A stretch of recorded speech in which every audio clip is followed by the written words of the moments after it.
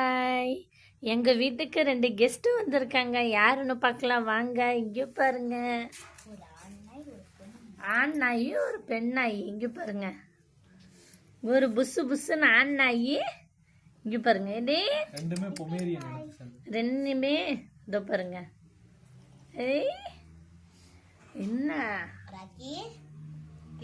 நல்லா ஆனா கருகருன்னு இருக்கு. இருட்டுல மட்டும் பார்த்தோம் பயந்துருவோம்.